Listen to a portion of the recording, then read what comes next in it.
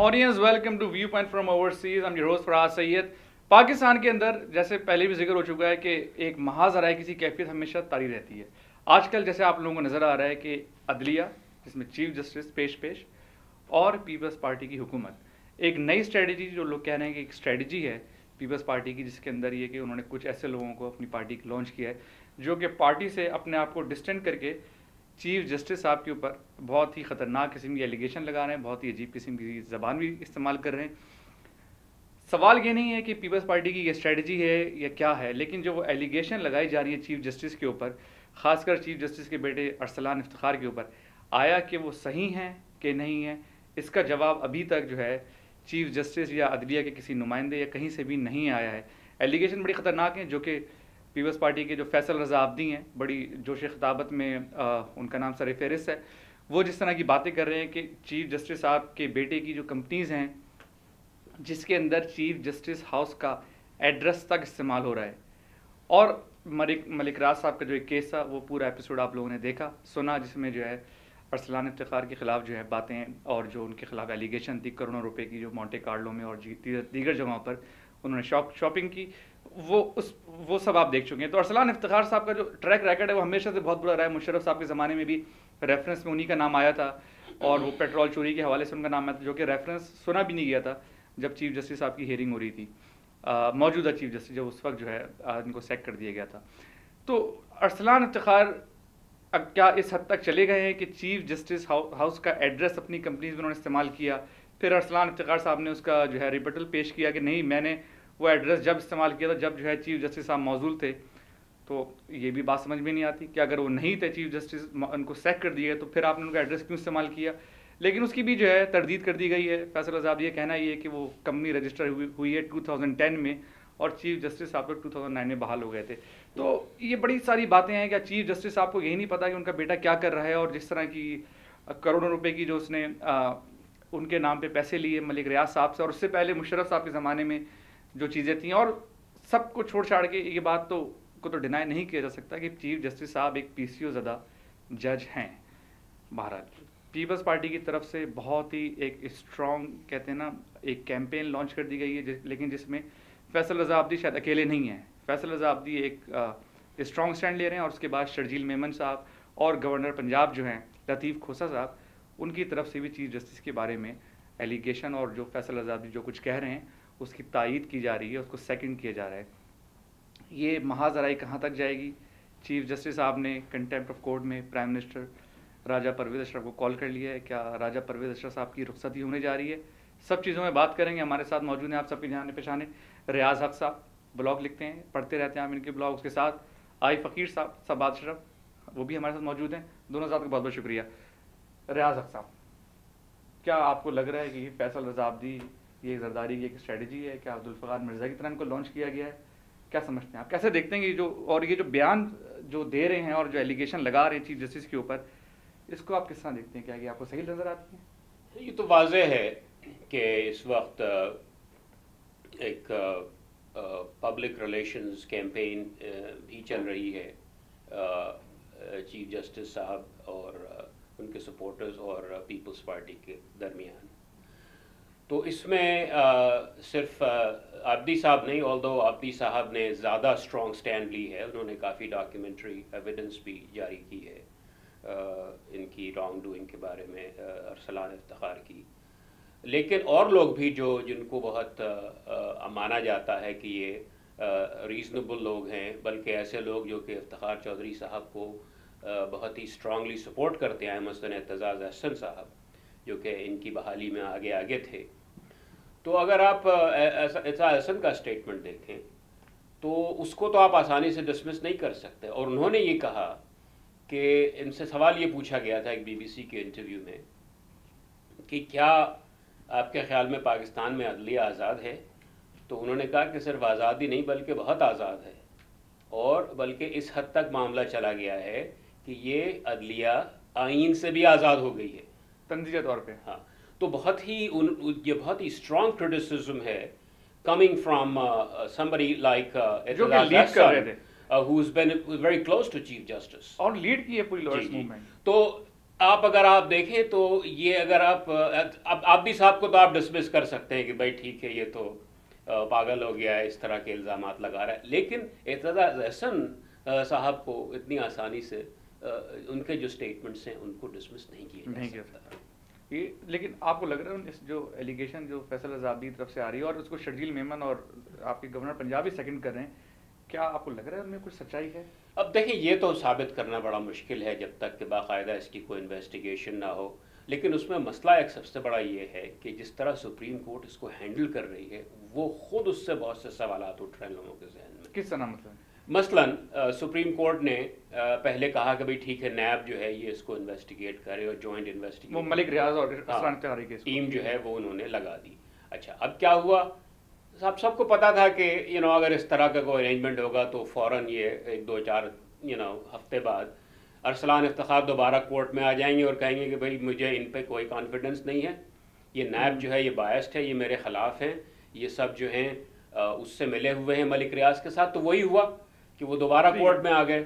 تو کورٹ کو کرنا یہ چاہیے تھا جو کہ کورٹ کرتی رہی ہے پہلے دوسرے کیسز میں، کہ ایک انڈیپینڈنٹ کمیشن اسٹیبلش کرتی. حقانی بھی کیس میں انہوں نے یہ کیا تھا، اور بھی کیسز میں یہ کیا ہے کہ جو اس کو انویسٹیگیٹ کرے تاکہ اس میں انڈیپینڈنٹ کمیشن میں یہ کہ آپ یہ الزام نہیں لگا سکتے کہ یہ فلاں کے ساتھ ہے یا فلاں کے خلاف ہے.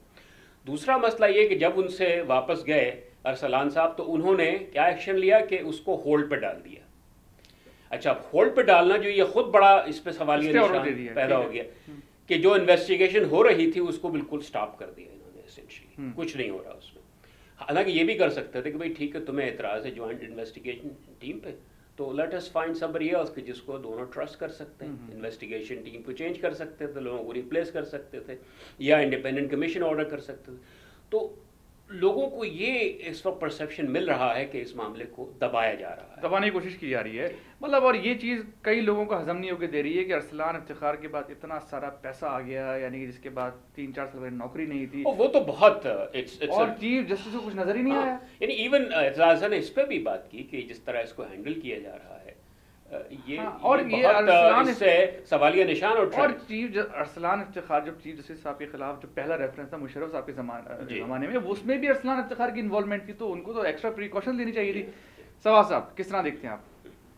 قبلہ وہی اس میں تو آلموسٹ ٹوٹے والے ریکارڈ والی بات ہوتی ہے جو ہم 3-4 ہفتے پہلے ڈسکس کر رہے تھے. یہ ہمارے ایک گیسٹ یہاں جو تھے وکیلوں نے کہا کہ یہ تو پینترے ہیں بیسیکلی. یہ جو ہے اس کو آپ کو ایک پولیٹیکل یا پھر آلموسٹ سسٹمک جو ہمارے یہاں پاور سینٹرز ہیں وہ ایک دوسرے کی کھینچا تانی کر رہی ہیں. اب اس میں ایک یہ سو کہتے ہیں نا پینترا تھا کہ ارسلان افتخار کا ایشو اٹھایا جائے.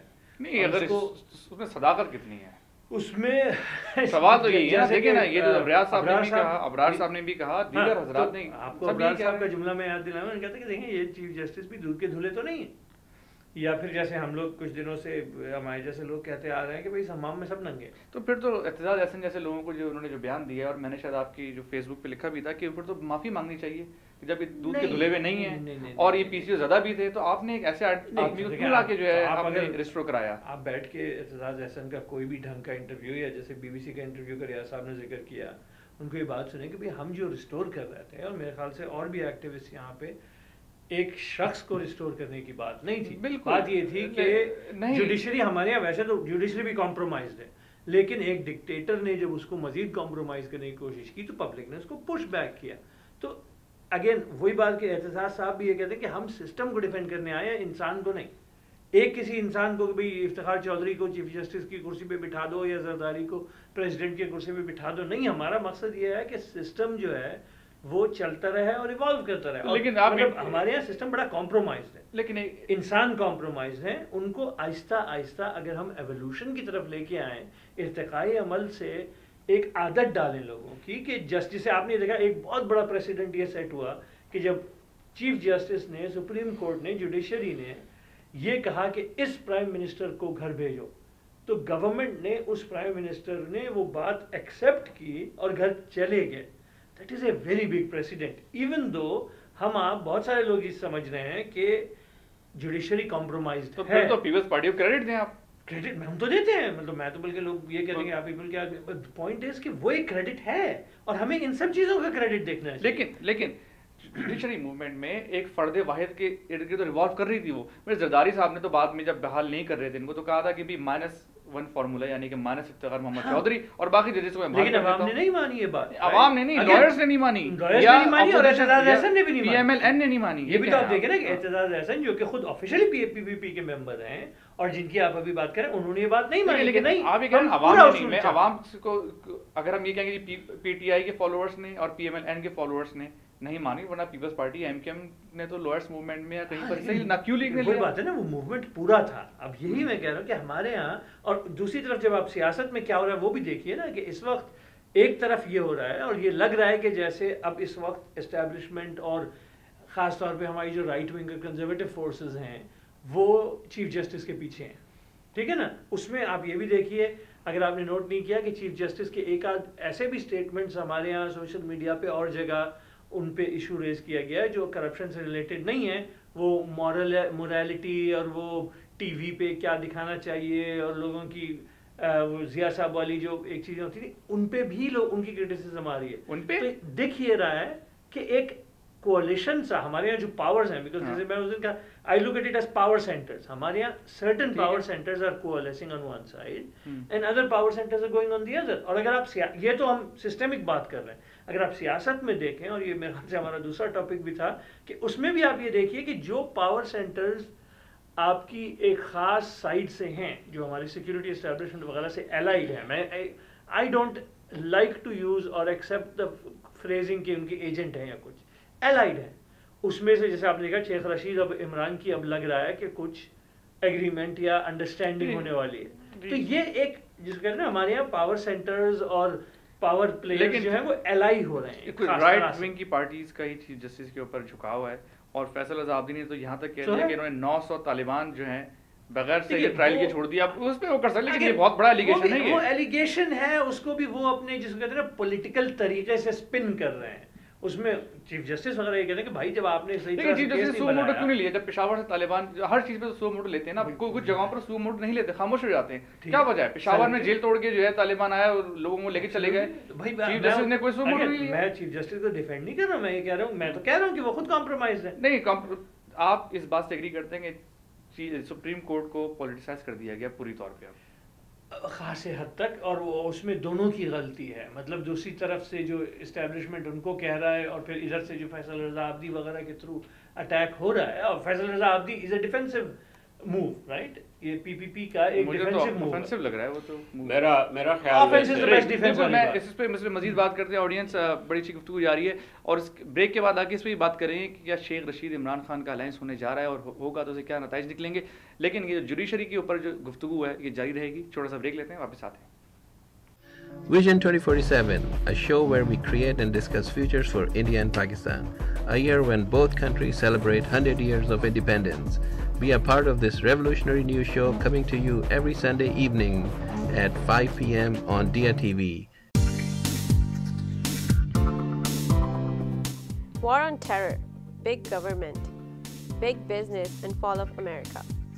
The facts and the stories mainstream media don't want to tell you. Only on Frank Conversations with Fred Can. Frank and honest. Every Tuesday at 5 p.m. on Dia TV. Audience welcome back.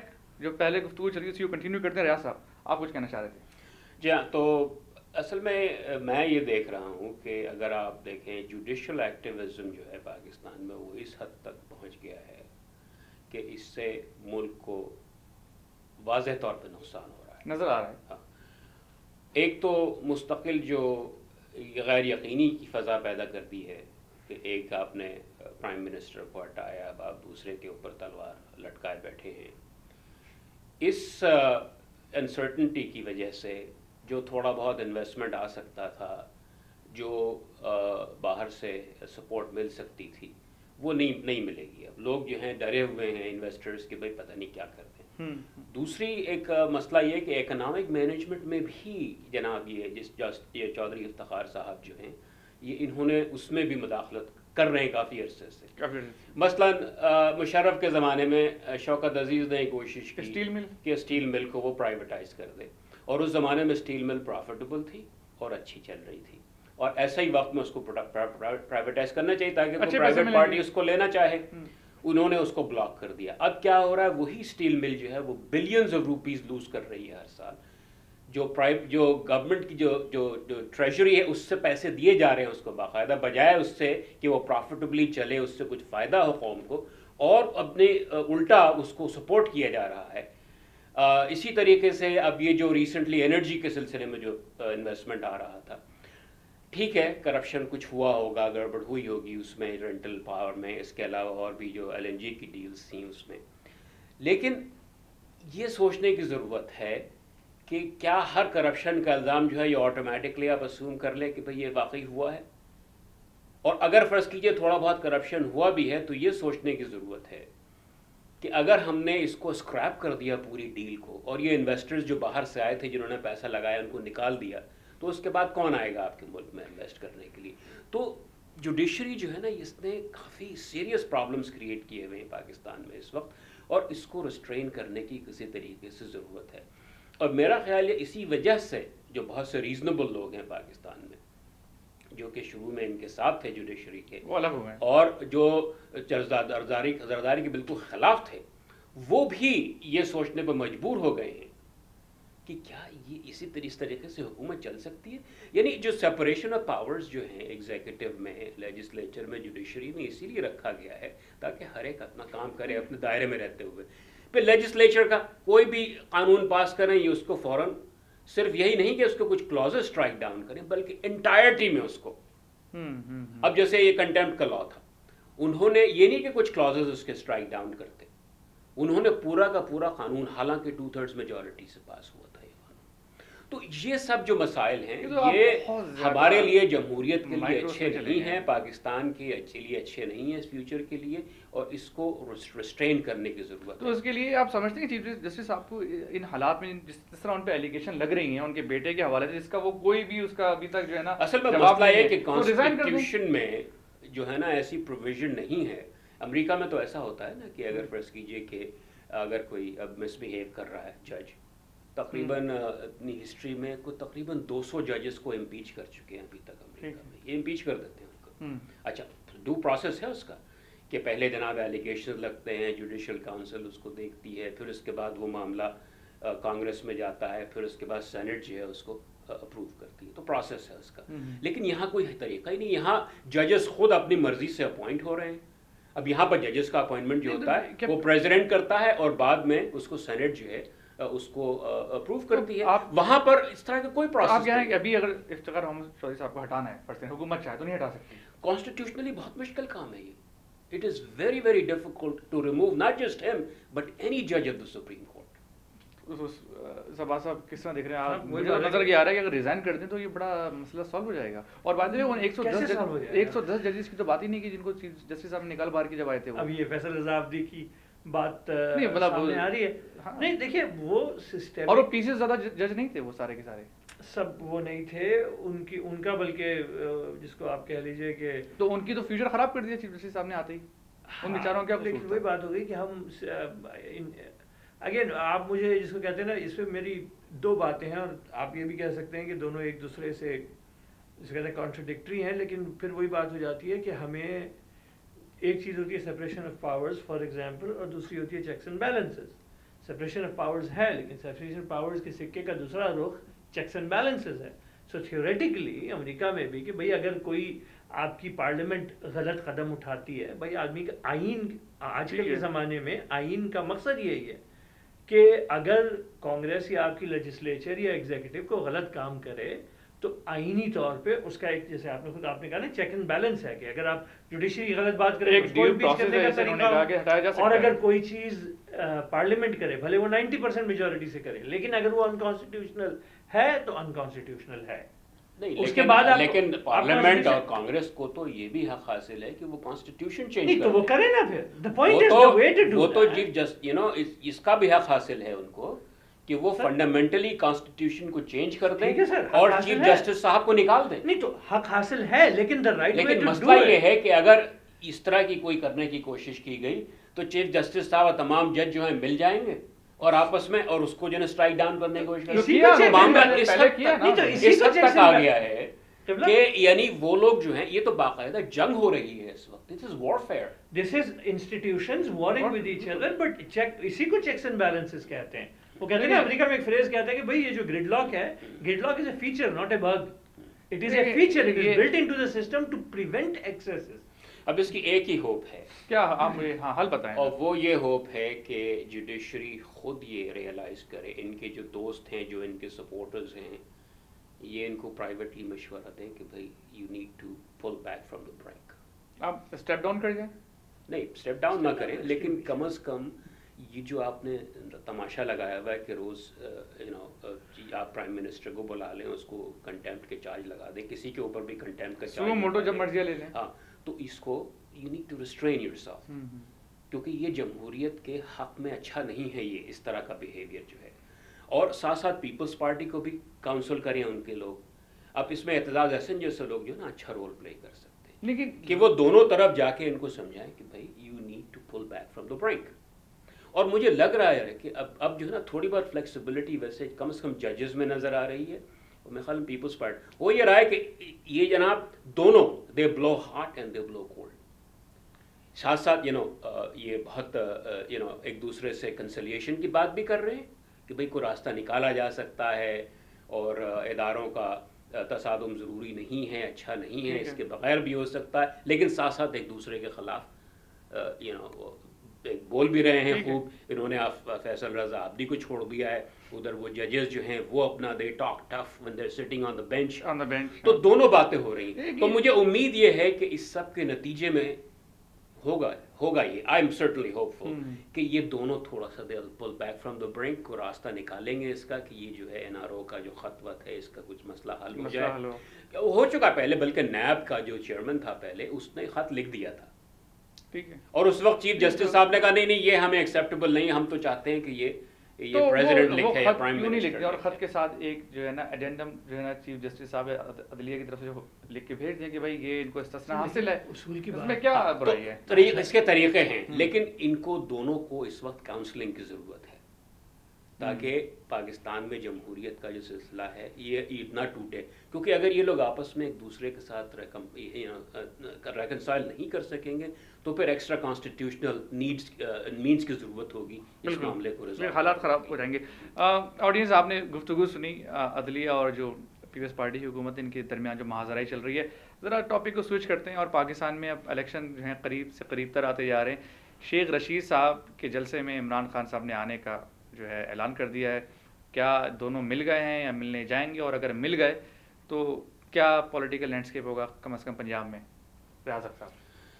میرے خیال میں یہ general جو perception ہے کافی عرصے سے ہے لوگوں میں کہ عمران خان صاحب جو ہیں ان کو آئی ایس آئی نے انسپائر کیا ہے. اور یہ بات بھی یہ بات صحیح ہے کامنلی لوگ جانتے ہیں کہ شیخ رشید صاحب جو ہیں ان کے بڑے کلوز لنکس ہیں آرمی اسٹیبلشمنٹ کے ساتھ. تو یہ ہو سکتا ہے کہ بیک گراؤنڈ میں انہوں نے ان کو انکریج کیا ہو کہ بھئی تم لوگ مل جاؤ. کیونکہ اس کی وجہ یہ ہے کہ شیخ رشید صاحب جو ہے نا بڑے گھاگ پالیٹیشین ہیں. اس میں کوئی شک نہیں ہے. میڈیا کے پرانے ہیں سب جانتے ہیں میڈیا میں بڑی ہائی ریٹنگ ملتی ہے ان کو. اور عمران خان صاحب کافی نائیو ہیں اس سلسلے میں.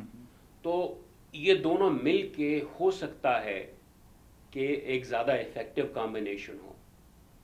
اور اب جو یہ جنگ چھڑ گئی ہے پی ایم ایل نواز گروپ میں اور عمران خان میں شوکت خان ہو سکتا ہے اس میں بھی کچھ شیخ رشید صاحب ہیلپ فل ثابت ہو سکیں پی ٹی آئی کو ہیلپ کرنے میں. کیونکہ وہ جانتے ہیں کس طرح ڈیل کیا جائے. وہ نواز شریف صاحب کو کہیں بہتر جانتے ہیں مریض بند صاحب کے، کیونکہ ان کے ساتھ رہ چکے ہیں. مطلب ان کے Sheikh Rashid definitely P T I کے لیے جو ہے بہت بڑا ایسٹ ہوں گے. P T I Sheikh Rashid کے لیے کتنا بڑا ایسٹ ہوگی یہ اس پہ گفتگو کی جا سکتی ہے، لیکن اس میں کوئی شک نہیں کہ پی ٹی آئی کے لیے یا پی ٹی آئی میں جس طرح بھی جو پولیٹیکل لیڈرس موجود ہیں ان میں شیخ رشید ایک کافی ہیوی ویٹ شامل ہوں گے اگر چلے گئے وہ. سوا صاحب یار دیکھیں اس میں ایکچولی مزے کی بات یہ ہے کہ ابھی ایک ٹی وی کا شو تھا جس میں وہ آن لائن پول جو فون پول ہوتا ہے اس میں تو ان کی آڈینس کا خیال یہ تھا کہ شیخ رشید کو بڑا فائدہ ہے پی ٹی آئی کی مومنٹم سے، پی ٹی آئی کو کیا فائدہ ہونا ہے، شیخ رشید کی تو سیٹیں ہی نہیں. میں تو الٹا بول رہا ہوں. ایگزیکٹلی میں یہ کہہ رہا ہوں کہ اس میں اور میرے خیال سے بگر پکچر یہ ہے کہ دونوں کو فائدہ ہے. شیخ رشید اس وقت سسٹم کے باہر بیٹھے ہوئے ہیں، right, he does not have any seats, he is just elder statesman کا کام کر رہے ہیں، سگار پی رہے ہیں اپنی. عمران خان اب سیریس پلیئر ہوتے جا رہے ہیں، نواز کے ازلی دشمن بھی ہیں وہ. اور جیسے ریاض صاحب نے کہا کہ کامن اینیمی عمران خان اور اس موومنٹ کو اب ضرورت ہے کہ وہ ذرا آٹے تیل کی قیمت سمجھیں اور کام کچھ کریں. تو اچھا دوسری چیز یہ ہے کہ پچھلے 1-2 دن سے جو شیخ رشید کے انٹرویوز آ رہے ہیں اس میں یہ بات انہوں نے کلیئرلی یہ کہی ہے کہ یہ تو یہ ہماری انٹرنل بات تھی، کسی نے لیک کر دی ہے، لیکن ہم شامل نہیں ہو رہے ہیں پی ٹی آئی کے اندر.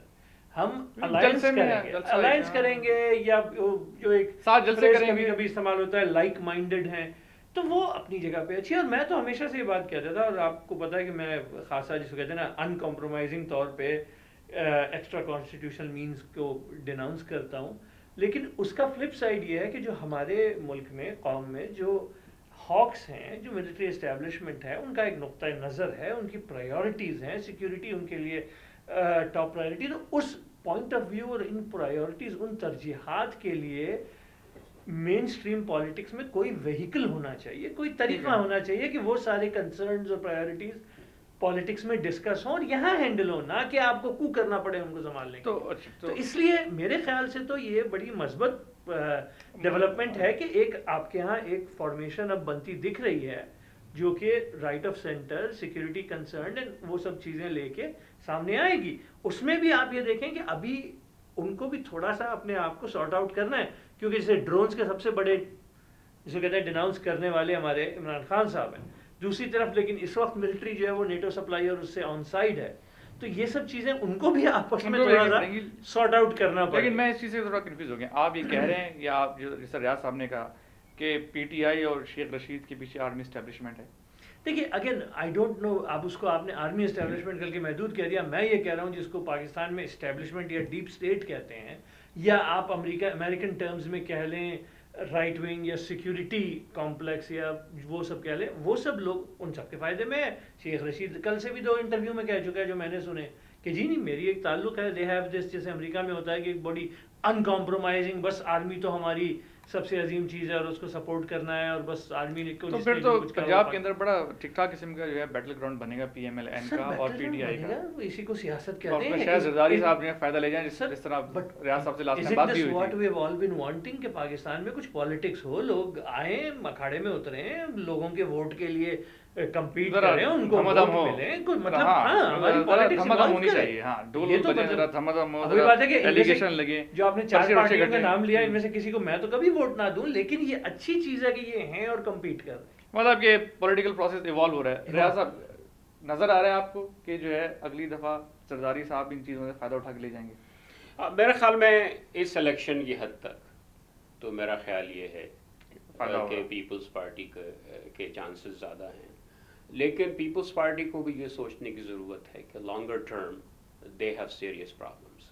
2 ٹرینڈ جو ہیں وہ ان کو، ہاں ان کا اگر کوئی بھی الائی ساتھ ہٹ گیا نہیں، الائی کے علاوہ سب سے بڑا مسئلہ ان کا یہ ہے کہ ان کی جو کنسٹیٹوئنسی ہے رورل سندھ اور پنجاب، پاکستان میں اتنا ریپڈلی اربنائزیشن ہو رہا ہے کہ لوگ جو ہیں شہروں کی طرف جا رہے ہیں، اور جب شہروں کی طرف لوگ جاتے ہیں تو ان کے جو ویوز ہیں وہ بھی بدل جاتے ہیں، خاص طور پہ جو ینگ لوگ ہیں.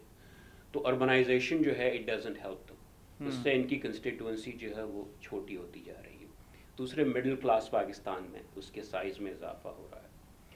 تو اگر یہ ان کنسرنس کو نہیں دیکھیں گے لوگوں کے تو خطرہ ہے، تو ان لوگوں کو بڑا خطرہ ہے، اور پی ڈی آئی جیسے لوگوں کو فائدہ ہوگا دیکھا جائے تو. تو لانگ ٹرم میں، لیکن اس کے لیے پیشنس کی ضرورت ہے. اب اگر ان لوگوں میں پیشنس نہیں ہے اور انہوں نے جناب بیچ میں کچھ گڑبڑ شروع کر دی کہ یار زرداری جو ہے یہ تو خراب آدمی ہے، اس کو تو ڈیموکریٹکلی بھی الیکٹ ہو تو پھر بھی نکال دینا چاہیے، اور ایکسٹرا کانسٹیٹیوشنل یوز مینس کو یوز کیا، تو وہ پاکستان کے لیے خطرہ ہے اور ان کے لیے بھی خطرہ ہے بعد میں. ٹھیک ہے ٹھیک ہے. اور یہ جی یہ بات اس لیول پہ میں کمپلیٹلی ایگری ود ریاض صاحب کہ یہ that is the bigger picture, that is all over priority کہ ایوالو کرنے کی ضرورت ہے. رورل ایریاز کم ہوں گے تو پیپلز پارٹی کو نسبتاً نقصان ہوگا. بہرحال اس پہ مزید unless کہ Peoples Party can deal with the urban middle class issues. ٹھیک ہے، ری اسٹریٹجائز کرے اپنی پالیسی کو. فیصل زادی کو واپس لیں، فضل صاحب جی کو واپس لے کر آئیں، ان کو تھوڑا ٹھنڈا کریں، انہیں پانی وانی چھڑکیں اور انرجی کرائسس کو ایڈریس کریں، لوگ انسان شہر والوں کا، اور دوسرے جو اکنامک کرائسس ہے اس کو ہینڈل کریں. They need to get their act together. ہاں مطلب یہ صرف فیصل آزادی یا ذوالفقار مرزا کو لانچ کرنے سے بات نہیں بنے گی. یہ صرف سیاست نہیں، they have to actually improve their governance. ٹھیک ہے، سیاست بھی کرنی ہے، سیاست کر رہے ہیں. بہرحال لوگوں کا کہنا یہ کہ اگلی الیکشن میں سیاست نہ کریں، سیاست ہے لیکن کافی نہیں. اچھا فیصل آزادی ذوالفقار مرزا اگلی الیکشن میں لوگوں کا تجزیہ یہ ہے کہ دونوں کے دونوں پیپلز پارٹی میں شامل ہوں گے اور الیکشن کیمپین میں بڑھ چڑھ کے حصہ لیں گے، جذباتی تقریریں کریں گے اور ٹکٹ بھی ملے گا ان کو. دیکھتے جائیے، ہو سکتا ہے انڈیپینڈنٹ ہو کے آئیں اور پھر اور جس کو کہتے ہیں دم دمادم. ٹھیک ہے آڈینس، آپ نے گفتگو سنی، بڑی انٹرسٹنگ گفتگو تھی. دیکھتے ہیں یہ جو مہاذر آئی ہے یہ کہاں تک جاتی ہے، عید کے بعد کوئی رزلٹ نکل کے آتا ہے کہ نہیں آتا، کیا ہونے جا رہا ہے. لوگوں کا کہنا یہ کہ عید سے بقرعید کے درمیان جو ہے کوئی نہ کوئی جو ہے نا رزلٹ نکل کے آئے گا. دیکھتے ہیں، عید بہت قریب ہے انشاءاللہ. اگلے ہفتے تک کی اجازت دیجیے. View point from overseas.